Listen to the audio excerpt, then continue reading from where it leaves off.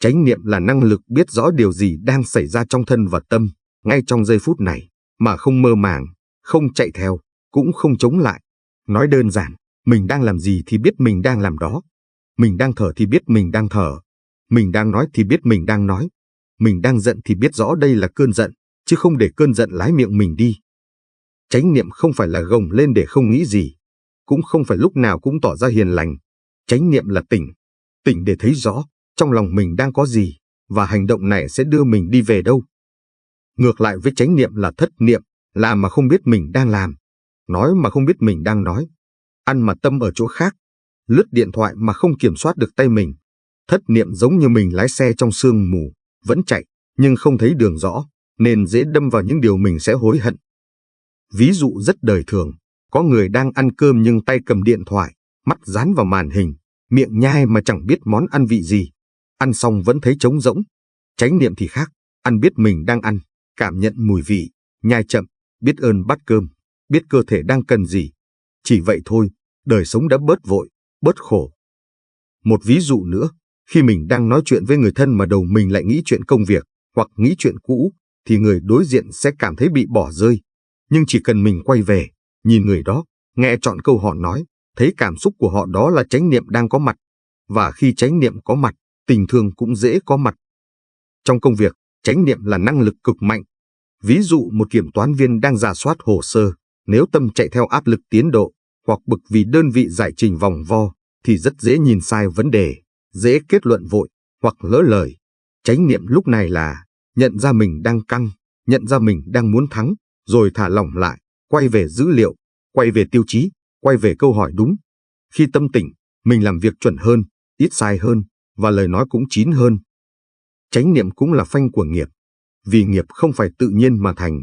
Nghiệp bắt đầu từ một khoảnh khắc rất nhỏ, một ý nghĩ, rồi thành lời, rồi thành hành động. Nếu có chánh niệm, mình thấy được ngay từ khúc đầu. Cơn giận vừa ló lên, mình đã biết. Ý muốn nói nặng vừa xuất hiện, mình đã biết. Và chỉ cần biết là mình có quyền lựa chọn, nói hay không nói, làm hay không làm. Chánh niệm không làm mình yếu đi. Ngược lại, nó làm mình vững. Người thất niệm thường bị lôi kéo, ai khen thì bay lên, ai chê thì sụp xuống.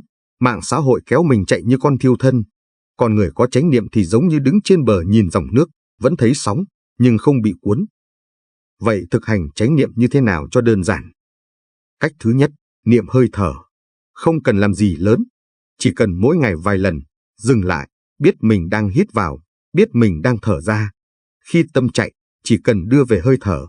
Hơi thở là nhà của mình. Cách thứ hai, niệm thân. Mình đang đi thì biết mình đang đi. Đang đứng thì biết mình đang đứng. Đang lái xe thì biết mình đang lái xe. Đừng để thân là một nơi, tâm ở một nẻo. Khi thân tâm gặp nhau, mình bớt rối. Cách thứ ba, niệm cảm thọ. Khi vui, biết đây là vui. Khi buồn, biết đây là buồn. Khi khó chịu, biết đây là khó chịu. Chỉ gọi đúng tên là cảm xúc đã mềm đi một nửa.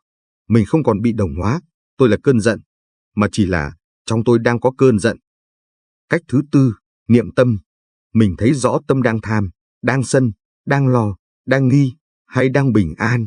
Thấy rõ để không bị nó dắt đi. Và khi tâm bất thiện khởi lên, mình không cần ghét chính mình. Chỉ cần nhận ra, rồi quay về điều lành, thở chậm, im lặng, hoặc là một việc thiện nhỏ để chuyển hướng. Cách thứ năm, niệm pháp tức là soi chiếu bằng lời Phật dạy. Điều này có đưa tới khổ không? Có làm mình và người khác tổn thương không? Nếu có, thì dù lời nói có đúng, mình vẫn chọn cách đúng mà hiền, đúng mà có từ bi. Chánh niệm là cây đèn. Nó không làm đường hết ổ gà, nhưng nó giúp mình thấy ổ gà để né.